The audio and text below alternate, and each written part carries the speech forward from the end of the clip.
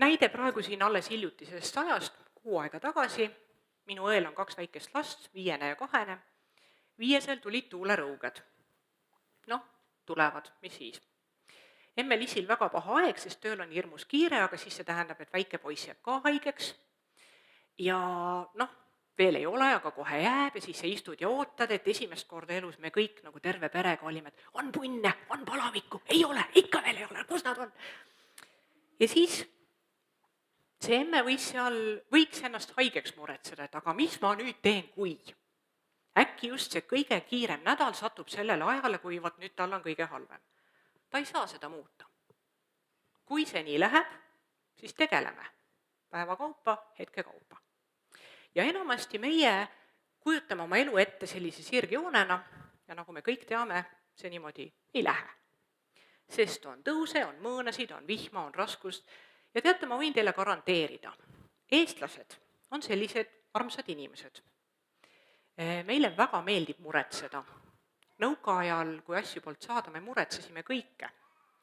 Kõigepealt muretsesime auto, siis maja, siis naise või mehe, siis lapsed, siis lasteaiakoha, siis töökoha ja lõpuks hauaplatsi.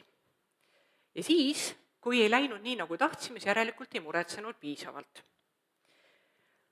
Aga tegelikult, kui sina jääd oma pähe ketrama kõiki neid asju, aga mis siis saab, kui? Küsi enda käest, kas see on minu kontrolli all? Kas mina saan seda muuta? Kui mina muretsen, ma räägin endaga asjadest, mida mina muuta ei saa. Kui ma palvetan, ma räägin Jumalaga asjadest, mida tema saab muuta. See, mis ei ole minu kontrolli all, allub tema kontrollile endiselt. Ega ta ei vasta alati nii, nagu mina tahan. Teate, ma võiks teile siin pool tundide rääkida lugusid kõigist neist asjadest, kus Jumal mulle vastas ei. Ei, see siis mulle ei meeldinud, aga nüüd ma olen väga tänulik. Kõik mingid ala teismelise ja armumised ja mis iganes on ju sellised tüüpilised teemad. Praegu ma vaatan neid kutte, kellesse mina kunagi armunud olin, tule taevas appi, kui meil oleks omavahel midagi olnud. Täiesti kardinaalselt erinevad inimesed, aitäh, et sa ei ütlesid. Järgmine slaid. Inimeste ootused või minu ressursid. Ma usun, et te olete paljud kuulnud neid lauseid, et aga sa ju oled nii tubli, aga sul tuleb ju nii hästi välja. Aga sa tegid need asjad ära, no mis see üks asi siia juurde veel on ju. Või nüüd on levinud need terminid, et tubli tüdruku sündroom. Need ülikorralikud, ülipüüdlikud, perfektsionistid, tüdrukud koolis, kes on läbiviielised ja samas iseendaga nii kimpus, et ei julge teistega rääkida, kogu aeg tunnevad, et nad ei ole ikka veel piisavalt head. Ma mäletan, minu esimesel tööpäeval koolipsühholoogina tuli mu kabinetti üks 9. klassi tüdruk. Nii kui ta maha istus, kukkus lahinal nutma ja ütles, et tema tunneb, et tema rohkem ei jaksa, ta ei kõlba mitte kusagile. Mis siis välja tuli, ta oli täiesti läbiviieline ja oli just käinud 10 kooli sisseastumiskatsetel. Ja ma arvan, et ta sai vist 8 neist sisse. Aga ta ise tundis, et ta ei kõlba mitte kusagile.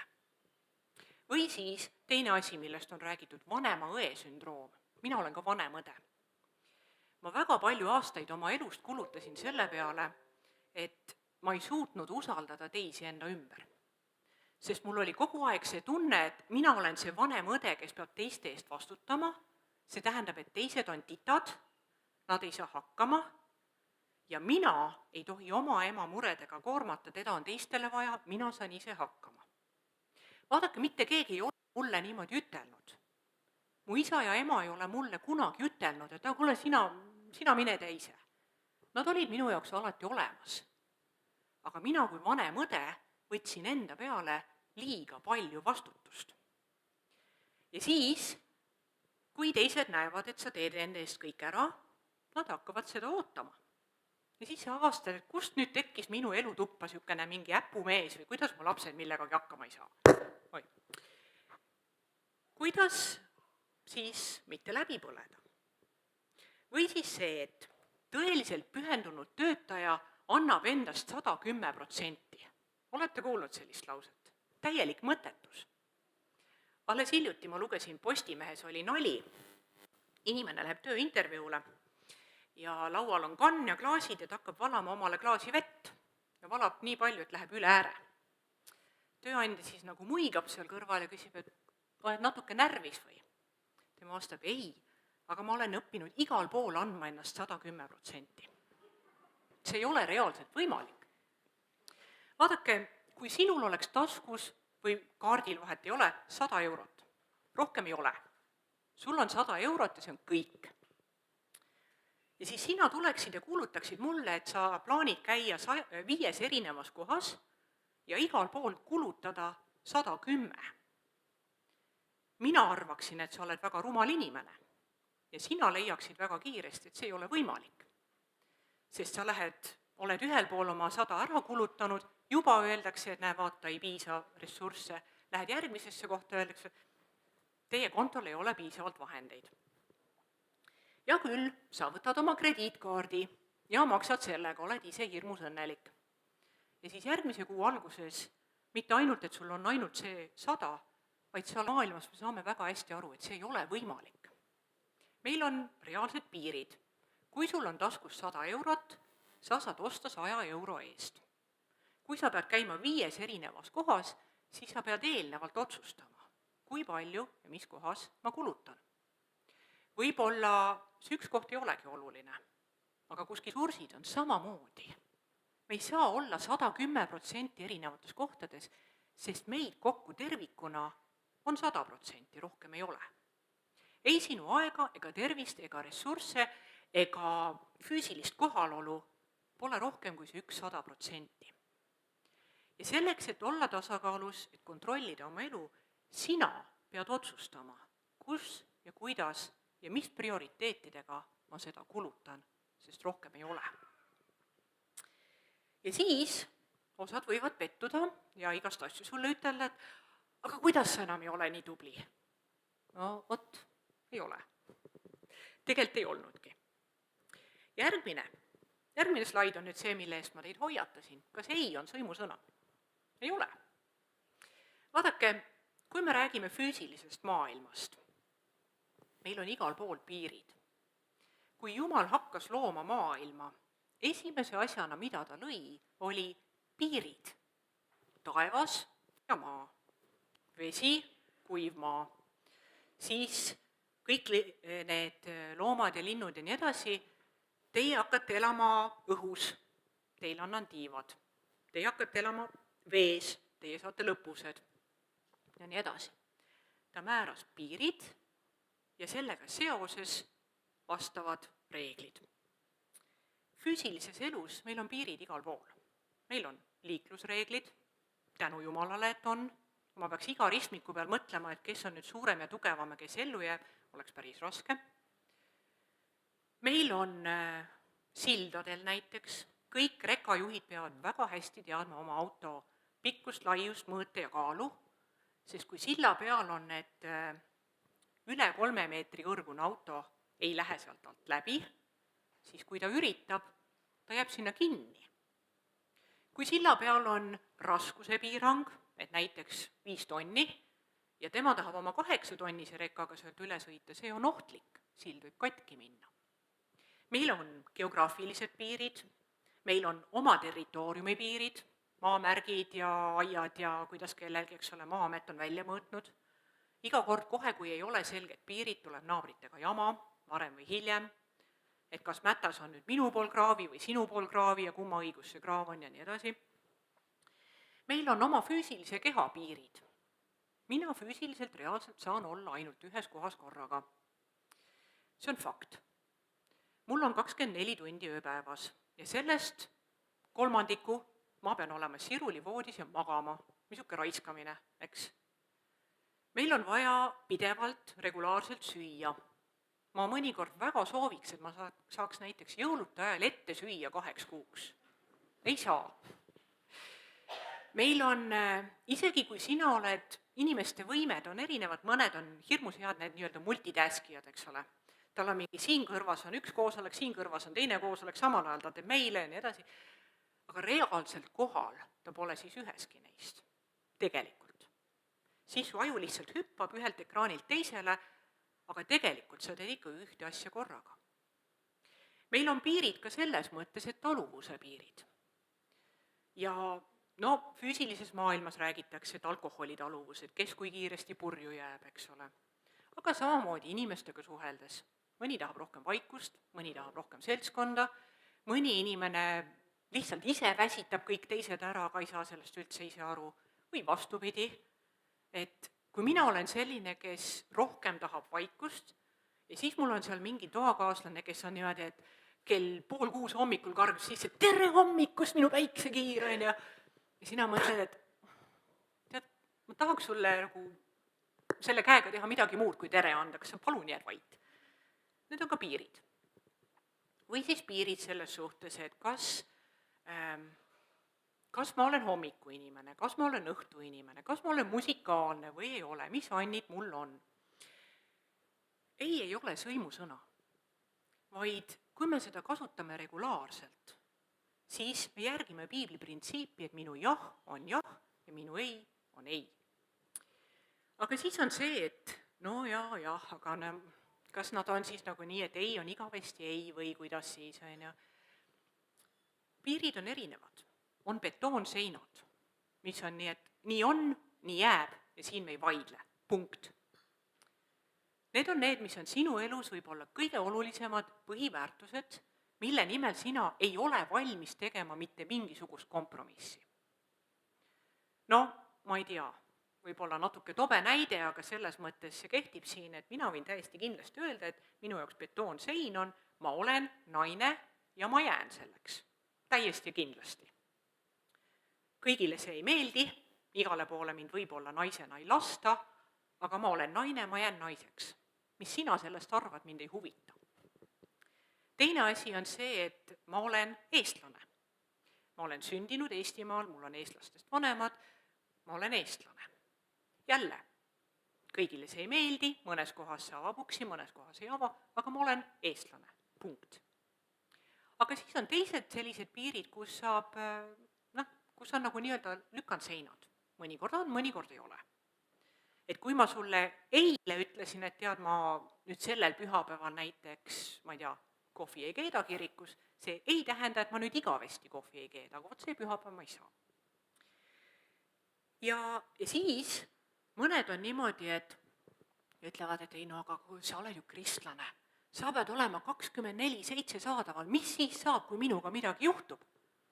Siis helistad 112, mina ei ole kiirabi. Minu Bosnia prouad vihastasid minu peale väga, kui ma hakkasin neile ütlema, et peale kella 9 õhtul ma ei võta te kõnesid enam vastu. Ja öösel minu telefon läheb välja. Mul on äratuskellaks nuppudega Nokia, sest selle saab välja lülitada. Seda smart-telefoni ei saa. No saab panna lennurežiimile, eks. Aga minu telefon läheb välja. Ja kui sa üritad mulle helistada kell 3 öösel, sa ei saa mind kätte. Aga mis siis saab, kui? Siis helistad kiirabisse. Varem ma ei olnud nii hea piiride kehtestaja, ma pidin seda oma kogemuste peal õppima.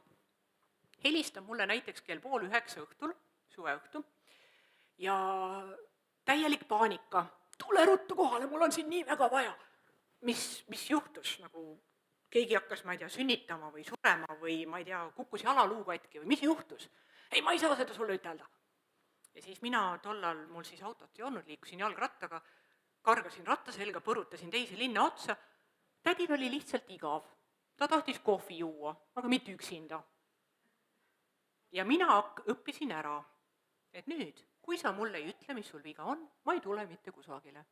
Just 2 päeva tagasi harjutasin seda oma naabrinaisega, kes tuli ja ütles, et sa pead kohe tulema minu juurde, mul on midagi rääkida vaja. Aga räägime siin. Ei saa. Aga mis mure siis on? Ei, ma ei saa ütelda. Võt siis ma ei tule. Ole ja tõsta käsi, kui sina oled autojuht. Enamus. Tõsta käsi, kui sa täna tulid oma autoga. Sina olid roolis. Enamus. Kui mitu korda sa täna siia tulles kasutasid oma piduripedaali? Üle 10, siis tõsta käsi. Ei tea. Me ei loe seda kokku, on ju, see on nii automaatne. Kas oled kunagi selle peale mõtelnud, miks on niimoodi, et autos on üks gaasipedaal, aga sul on piduripedaal, mis on iga ratta küljes oma klotsiga ja sul on käsipidur. Miks see oluline on? Mis juhtub, kui sinu autol ei ole pidureid? Sa ei tohi sellega sõita. Mis juhtub, kui sa oled linnaliikluses, aga sõidad nagu sirgel maanteel? Loodetavasti politsei võtab sind kinni, enne kui sa kellegi ära tapad niimoodi sõites.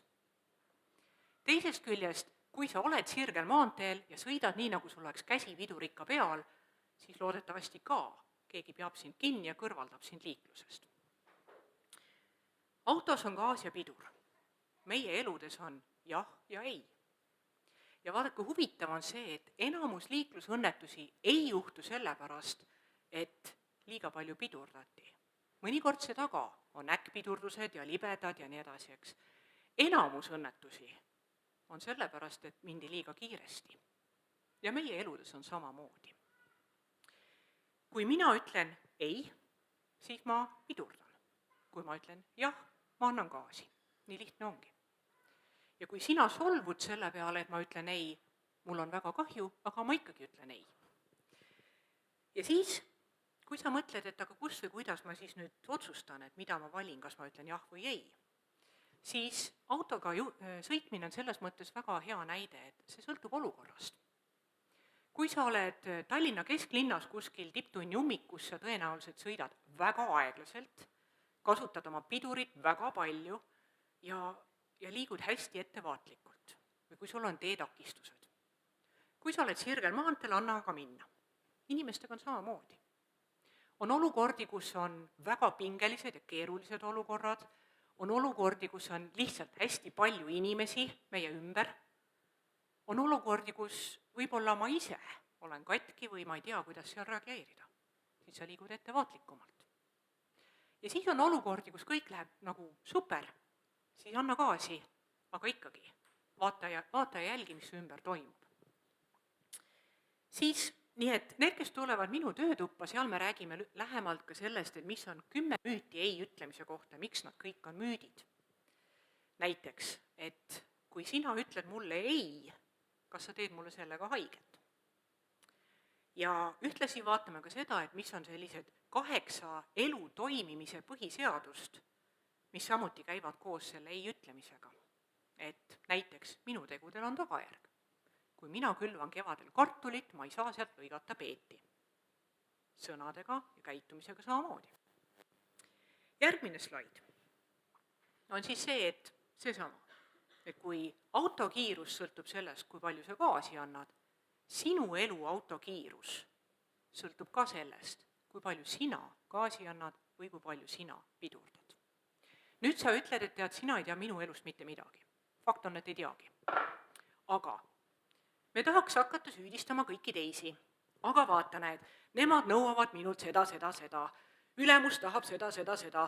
Lapsed ajavad mind lihtsalt hulluks. Ja siis meil on veel 2 kinnisvara laenud peal, eks ole. Sina ütled, et sõida aeglasemalt. Ma ei saa. Pidurdamist tuleb õppida. Samamoodi nagu autokoolis, sa pead õppima pidurdama nii, et teised ei sõida sulle tagant sisse. Sa pead õppima pidurdama niimoodi, et sa jääd libedal teel püsima. Ja sa pead õppima ära selle, millal kasutada käsipidurit ja millal mitte. Et kui sa üritad sõita nii, et käsipidur on veel peal ja imestad, miks auto ei liigu, siis sellepärast ei liigugi. Et kui sina mõtled, mis on sinu kontrolli all, selles, kuidas sinu elu auto liigub, siis järgmine kontrollküsimus on, et kus ja millal saad sina ütelda ei ja kuidas seda teha nii, et ei tuleks liiklusõnnetust. Järgmisel slaidil on selline tore asi nagu vaimse tervise vitamiinid. See on nüüd sellesama peaasi.ee kodulehe pealt. Me tavaliselt räägime suurtest asjadest, või läheme arsti juurde, nii, tee mind korda. Bosnialastel on uskumus, et kui nad käivad arsti juures ja saavad süsti, ükskõik millise, füsioloogilist lahust süstiti neile. Aga ma sain süsti, see on hea arst, ta aitas mind, aine. Ma küsin, et sulle nii meeldib, et sind torgitakse. Ei, no sa ei saa aru, ma olen välismaalane, aga ma sain süsti. Ja siis meil on füüsilises elus väga palju vitamiine. Talvel me võtame pool tähestikku neid ära, seal A ja B ja C ja D ja nii edasi, eks ole. Jälgime oma toitumist ja jälgime oma liikumist ja nii edasi. Vaimse tervise vitamiinid on ka 5 põhiasja, mida sina saad kontrollida. Esimene on söömine, kuidas sa sööd, mida sa sööd, kui regulaarselt sa sööd, kas sa võtad oma lõunapause nii, et kugistad oma võileiva alla nii, et see jääb 3 korda sulle kurku kinni ja siis sul läheb köhimise peale aega, aga sa ei oska aeglasemalt süüa, kas sa, ma ei tea, lapsed eriti söövad ainult mingit, ma ei tea, krõpsu ja saiakesi, on ju, mida sa sööd? Teine on uni, kuidas sa magad? Kui sa ei ole ikka väga pikka aega hästi maganud ja sa imestad, miks sa närvis oled või miks su mälu ei toimi, su keha pole saanud taastuda, ta pole saanud puhata ja kõik ülejäänu hakkab ka luksuma. Liikumine. See on nüüd see, et mine jooksma ja ma tean seda küll. Mina, kui ma olin teismeline, siis ma olin selline oluliselt vormikam kui praegu. Ja minu vennad, mul on kokku 3 venda, üritasid mulle väita, et mina peaks jooksma minema, sest muidu ma ei leia endale poissi. Ja mõnes kohas oli mul see ei-ütlemine juba siis väga selge, alati ei olnud. Aga seal ma panin kohe vastu, et tead, kui ma selle poisile ei meeldi sükesena, nagu ma olen, mul pole teda vajagi. Ei läinud jooksma. Aga mõte on liikumise puhul see, et ei pea kõik jooksma. Mu põhikooli pinginaaber oli maratoni jooksja. Meie kehalise tunnid olid alati niimoodi, et tema oli kaugel ees ja võitis ja mina olin kaugel taga ja olin viimane. Aga sul on vaja leida mingisugune liikumisviis, mis sind aitab. Juba sellepärast, et kui sa liigud, siis veri käib rohkem ringi, toitained käivad rohkem ringi, hapnikku jõuab rohkem pähe ja nii edasi, selge ei jää kangeks, on ju. Ma usun, et paljud teist on seal vaielnud näiteks oma, ma ei tea, vanematest, pensionäridest vanematega näiteks. Isa on terve päeva olnud siruli voodis ja vaadanud telekast jalgpalli ja sööb, seal mul on kael nii kange, nagu põlved hästi ei liigu ja nagu, ma ei tea, peaga valutab, eks. Ise ta on terve päev istunud sellises asendis seal, hakkabki valutama, muidugi. Või kui sina lähed seal, ma ei tea, koduuksest tööle autoga ja töölt koju autoga ja nii edasi, ja siis sa imestad, et nagu energiat ei ole, üks vitamiin on puudu. Järgmine on head tunded. Eestlased ütlevad, mis tunded? Asi tuleb ära teha, keda huvitab, kuidas ma tunnen ennast. Ja siin ei ole mõte selles, et nüüd sa pead olema selline, et kõik on super, kõik on hästi, päike paistab, on ju. Kui sa kogu aeg otse päikesesse vaatad, siis sa jääd pimedaks. Autojuht teab väga hästi seda, et kui sa sõidad otse päikesesse, see on väga ohtlik, sest sa ei näe mitte midagi. Elus on varjud ja valgused, kõike seda on vaja. Elus on ka head ja halvad tunded, aga kuidas tekitada omale rohkem häid tundeid? Ja selle kohta on palju materjali, aga need on väga lihtsad nipid, näiteks teadlikult sügavamalt hingamine ja selle käigus sa tunned, et mul juba hakkas natuke parem. Või siis on sellised nii-öelda kohaloluharjutused, et pane silmad kinni ja näiteks tunneta, kuidas sa tunned praegu seda tooli oma selja taga ja mis lõhnasid sa tunned või teed silmad lahti, mida sa siin ruumis näed. Väiksed asjad, mis sõltuvad ainult sinust. Igal ajahetkel sina otsustad, kas su silmad on lahti või kinni. Kui sa oled autojuht, ma loodan, et sa otsustad, et on lahti. Ja sina otsustad, mida sa vaatad. Näiteks, praegu te vaatate mind, sest mina räägin. Aga kui siin oleks nüüd lihtsalt tühi tuba, sina istud siin, igaüks märkaks siin ruumis midagi erinevat. Mõni vaataks aknast välja, mõni vaataks neid loemaalinguid, mõni imetleks kroonlühtrit ja mõni vaataks oma jalanõusid ja kiruks seda, et vaata, pidin siin kruusasel teel tulema, kõik on mingit tolmu täis. Sina otsustad, mida sa vaatad ja mis reaktsioon sellele tuleb. Kui sul on vaja juurde häid tundeid, siis ära oota, et nii, millal kõik minu lähedased hakkavad tekitama mulle häid tundeid. Sest siis sa oled pettunud ja nemad ei teagi, et nad seda ootavad, et neilt seda oodatakse, vaid väikesed asjad, mida saad sina teha, et sul tekiks paremaid tundeid. Sellest me räägime seal töötoas ka, et kuidas luua nii-öelda tarkasid eesmärke. Eesti keeles meil on Smart-ID ja smartphone ja nii edasi. Smart on nutikas. Ja sellesama nagu selle akronüümiga Smart, siis me vaatame, et kuidas enda jaoks teha väikesi eesmärke, mis on nutikad ehk toimivad. Siis järgmine pilt. Järgmisel pildil on nüüd 2 meest, mõlemad on vangis, mõlemad näevad sama akent. Üks joonistab trelle, teine joonistab maastikku. Ja siin sellel pildil maastikku joonistaval mehel on veel mustad prillid, et ma ei tea, kas siin on mõeldud, et äkki ta on pime, ta ei näegi seda maastikku. Aga nad on samas ruumis, sama akna ees, aga nad joonistavad erinevaid asju. Olukord ei pruugi muutuda, aga mina saan valida igas olukorras, kuidas ma reageerin, millele ma keskendun. Ja kõik suured asjad koosnevad paljudest väikestest. Et kui sina tahad, et, ma ei tea, minu mees silmapilkselt lõpetaks, no ma ei tea, sõltuvuse jalgpallist. Tobe näide, aga ei tule paremat meelde praegu. Ja siis sa oled iga päev seal nagu turris, et jälle ta vaatab oma jalgpalli, eks ju. See nagu ei aita. Vaid mis on mingid väiksed asjad, mida mina saan muuta. Ja küll ta vaatab oma jalgpalli. Vaata matši ära. Ma võin minna küsima, et kuule, kuidas oli. Huvi tunda selle vastu. Kui ma kurdan, et tema ei tunne minu vastu huvi, kas ma tema vastu tundsin huvi. Kui mulle öeldakse asju, mis mulle ei meeldi, mis ma nendega teen. Tassin neid seljas nagu kotitäit mädanevaid kartuleid ja tunnen, et kõik mu ümber hakkab muutuma ebameeldivaks, aga pane see kott maha siis. Kui on sellised asjad, kus mina mõtlen, et teine mõtleb minust midagi, siis enamasti me oletame valesti. On selline hea keele väänamise lause, eesti keeles täitsa olemas, et mina nüüd ütlen ja nüüd te korrake järgi. Siis ma ütlen kiiremini ja siis sa jälle kordad järgi. Et ma kõigepealt ütlen, siis te kordad järgi. Ma mõtlen, et sa mõtled, et ma ei mõtlegi su peale. Mõtle pealegi, et ma ei mõtle, mõtlen ikkagi su peale. Teie kord. Ma mõtlen, et sa mõtled, et ma ei mõtlegi su peale.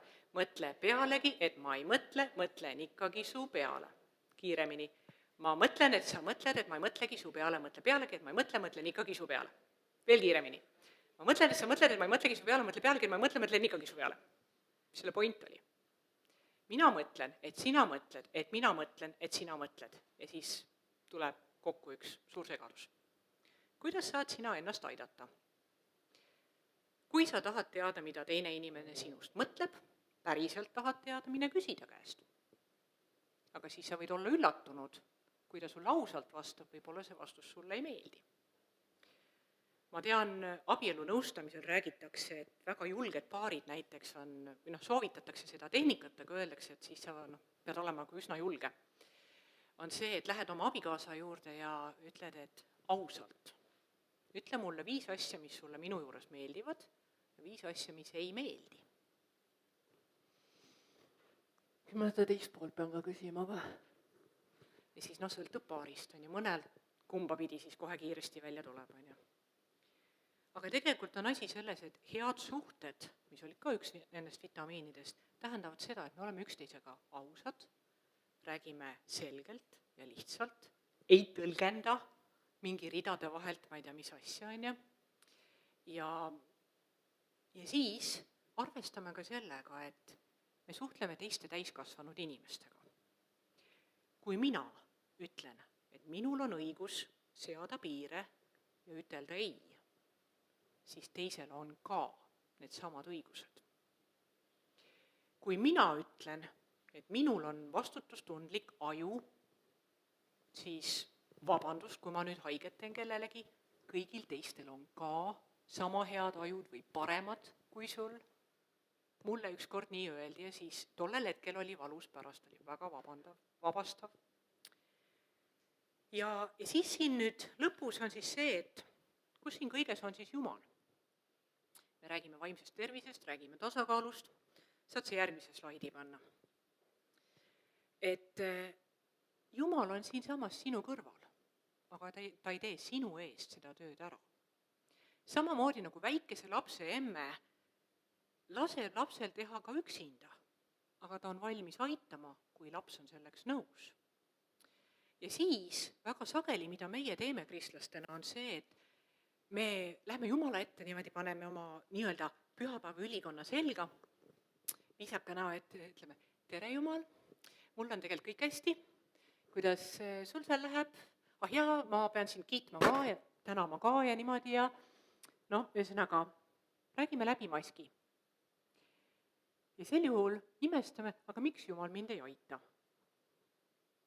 Kui sa lähed arsti juurde, tänapäeval on see suur teema, on ju, et arsti järjekorrad on megapikad ja sa oled 3 kuud oodanud seal oma mingit, ma ei tea, spetsarsti aega, lähed ta juurde kabinetti, lõpuks saad kohale. Nii, tervist, mis te mure on? Ei, mul ei ole muret. Aga miks sa tulid siia siis? No ma tulin vaatama, kuidas te elate. No okei, mina elan hästi, aga tegelikult mul on päris kiire, et kas ma saan sind kuidagi aidata või mitte. Ja kui me lähme Jumala juurde samamoodi, ta ei saa meid aidata. Ta saab, aga ta ei tee seda vastu meie tahtmist. Et siin on jälle nüüd see, me tuleme tagasi selle juurde, et tasakaal on peaasi. Mina pean lubama Jumalal ennast aidata, sest Jumal on nii gentleman, et ta vägisi seda abi mulle pähe ei määri. Kui mina ei ole Jumala ees aus, ta ei saa mu hingehaavu ravida. Kui mina tulen võltslausetega ja kui sa mõtled, sa armastad oma last ja sinu laps tuleks sinu juurde ja vuristaks sulle ette sellist pensionimüüjate seda mingisugust teksti, on ju, sa tõenäoliselt üdineksid sellest ära, sa tahaks kuulda, kuidas tal endal päriselt läheb. Eks? Jumal ka tahab kuulda, kuidas sul päriselt läheb. Ja tal on aega, et sind kuulata. Me joonistame koos elu tasakaaluratta ja vaatame, kuidas see meil veereb siis. Räägime ei-ütlemise müütidest ja elu toimimise seadustest. Harjutame tarkade eesmärkide püstitamist. Uurime Jumalaga suhtlemise takistusi ja siis vaatame, kuidas aeg läheb, äkki midagi on veel. Nüüd mul on siin 3 minutit veel aega, kui kellelgi on praegu mingeid küsimusi, siis äkki ma jõuan vastata. Ehmatasin teid ära, rääkisin sõnatuks. Kui ei ole, siis mina ütlen teile omalt poolt aitäh ja need oma slaidid ja muud materjalid ma pärast saadan esinejatele, nii et siis nüüd ma soovin teile mõnusat kohvipausi.